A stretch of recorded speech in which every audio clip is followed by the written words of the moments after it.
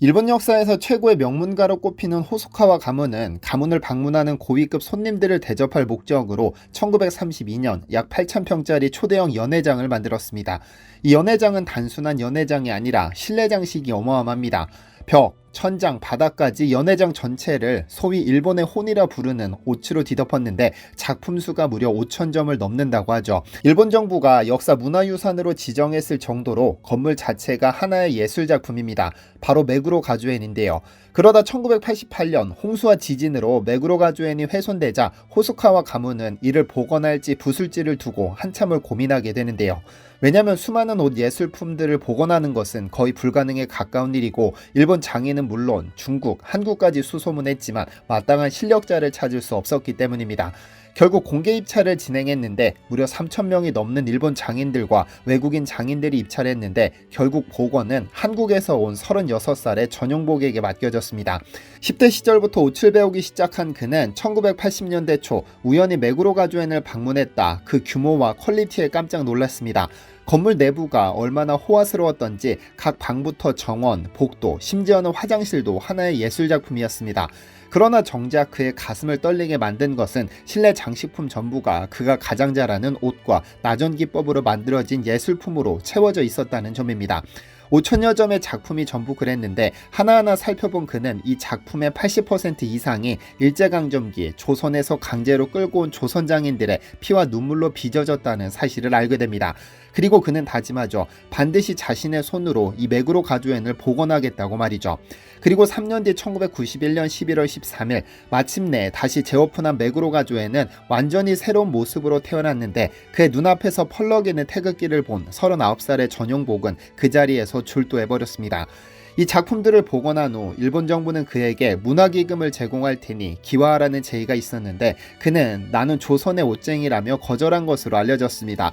지난 영상에서 소개해드렸듯 우리 조상들은 청동기 시대부터 단요새 문경을 제작했을 정도로 손재주가 대단했는데 570에 자개, 나전칠기 등등 우리가 개발한 것이 아니어도 이를 어나더 레벨로 끌어올리는 것이 우리 조상이었습니다. 그래서 오늘은 우리 민족 최고 예술품 중 하나인 나전칠기를 자세히 살펴볼까 합니다. 안녕하세요, 디스멘털입니다. 몇 년 전 한국을 여행한 한 일본인의 SNS 글이 꽤 화제가 됐었습니다. 그는 서울을 돌아다니다 우연히 쓰레기로 버려진 장롱을 하나 보고는 무언가 대단한 것을 버리고 있다고 쓰면서 사진을 2장 올렸는데 우리가 시골 할머니 집에서 흔히 보는 장롱이었습니다. 저 장롱이 나전칠기 장롱이다라고 말하면 대단해 보이지만 조금만 시간을 돌려보면 여느 가정에나 흔히 볼 수 있었던 자개농입니다. 이처럼 우리는 때때로 대단한 것을 대단하다 인지하지 못해 쓰레기로 버리는 경우들이 있는데요.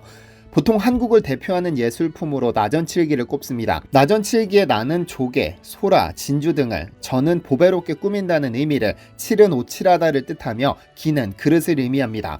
한국에서는 이를 줄여 자개라고 부르기도 하지만 나전칠기는 자개보다 훨씬 복잡한 예술품입니다. 오칠이 더해져야 하기 때문입니다.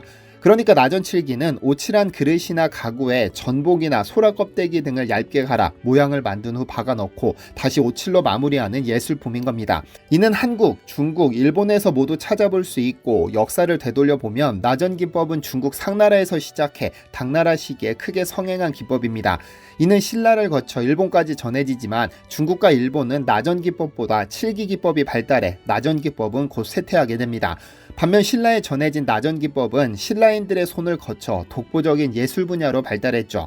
나전칠기 장에는 크게 조개 껍데기를 가공하는 서패장, 이를 자개무늬로 만드는 나전장, 이를 오칠로 마감하는 오칠장으로 나뉘는데 그 어떤 분야도 쉽게 접근할 수 없는데요. 그렇다면 우리의 나전칠기가 유독 특별한 이유가 무엇일까 궁금해집니다. 잠시 언급했듯 나전과 칠기는 서로 다른 공법인데 나전의 경우 전복 껍데기 등을 무늬대로 잘라 목심이나 칠면에 박아 넣거나 붙이는 기법으로 예부터 우리는 이를 자개라고 불렀습니다. 중국은 송나라 때부터 나전 기술이 쇠락한 반면 우리나라에서는 고려시대에 이 기술을 눈부시게 발전시켰습니다. 보통 고려하면 도자기를 생각하지만 실제로는 나전 역시 도자기 못지않은 고려의 대표적인 공예입니다. 반면 칠기는 옷을 입히는 기법인데 원래 옷 진액은 옷나무에서 채취했을 때는 노란빛이 조금 도는 미색입니다. 그러나 이 옷이 마르면 검은색이 되고 시간이 지날수록 검은빛이 사라지고 고동색으로 변했다가 갈색으로 변해갑니다. 이를 옷이 핀다고 표현하는데 사실 옷은 굉장히 위험한 재료입니다. 흔히 옷이 오른다고 표현하는 것은 그 독성 때문에 피부에 발진이 생기고 자칫 식도에 오똑이 오르면 목숨을 잃을 수도 있습니다. 그래서 이 옷의 독성에 익숙해지는 과정이 필요한데, 그렇다 보니 칠기 장인들의 손가락은 전부 검은색으로 변합니다. 수백 수천 번 옷을 만지면서 생기는 직업병 같은 것이죠. 중국에서 전해진 초기 나전공예는 하얀색의 야광패를 사용했지만, 우리나라로 전해진 이후에는 하얀색과 청록색을 띤 전복 껍데기를 많이 사용했고, 이는 칠기와 합쳐져 고려만의 독창적이고 아름다운 예술품으로 다시 태어났습니다. 고려시대의 나전칠기는 흑칠 위에 나전, 대모, 은사, 동사를 감입하여 무늬를 만드는 특징이 있었으며, 자개는 전복 껍데기를 종이장같이 얇게 갈아서 사용했는데, 이런 기법은 당시 당나라에서는 찾아볼 수 없는 것이었죠. 고려 나전칠기의 중요한 기법 중 하나가 바로 복채법이라고 하는 것인데, 이는 대모를 얇게 갈아 그 뒷면에 색을 칠하거나 금박을 입혀 표면에 비쳐 보이도록 하는 것입니다.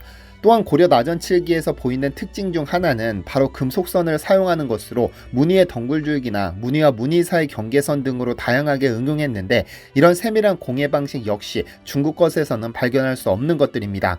고려 때 사신으로 왔던 서긍이 저술한 고려도경에는 그 기법이 매우 세밀하여 귀히 여길만하며, 나전이 장식된 말한장도 매우 정교하다고 고려의 나전칠기를 평가하고 있고, 동국문헌 비고에 따르면 고려 문종 때 고려에서 요나라에 나전칠기를 예물로 보낸 기록도 있습니다. 사실 우리나라의 칠공예는 중국이나 일본에 비하여 단조한 편에 가깝고, 생칠, 흑칠, 주칠과 자개를 활용하는 것이 고작이었는데, 오칠의 질이 좋고 특유의 자개 솜씨로 예술의 경지로 끌어올린 겁니다. 특히 우리나라는 예부터 목기와 칠기가 발달했는데, 창원 다호리 고분이나 광주 신창동 등지에서 발굴된 칠기 유물을 보면 우리나라 칠기의 기원은 이미 가야시대 훨씬 이전부터 존재했음을 알 수 있습니다. 또한 온나무는 우리나라 전역에 분포해 환경적인 요인도 무시할 수 없습니다.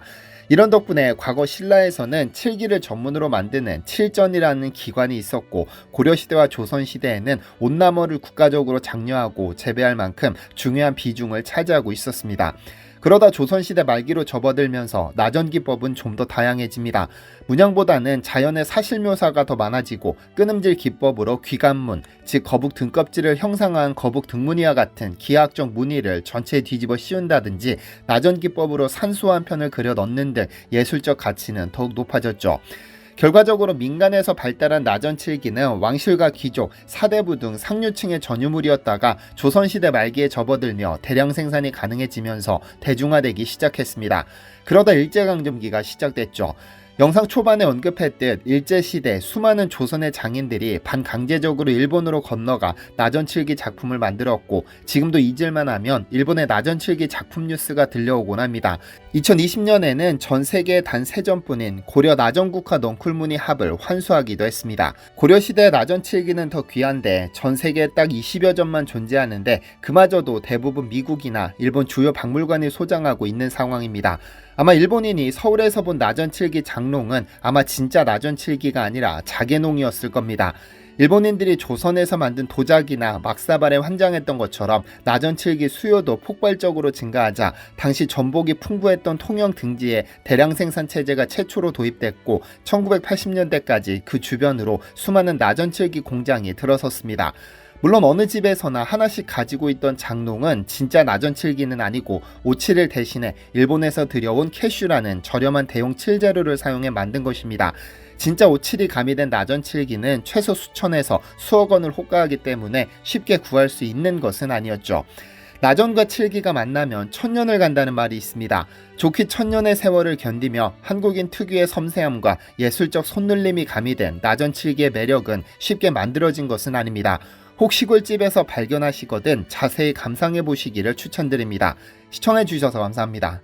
디시멘터리에서는 여러분의 제보를 기다립니다. 제 채널에서 다뤘으면 좋겠는 뉴스 또는 널리 알려졌으면 하는 영상은 디시멘터리 네이버.com으로 보내주시면 소중히 제작하겠습니다. 시청해 주셔서 감사합니다.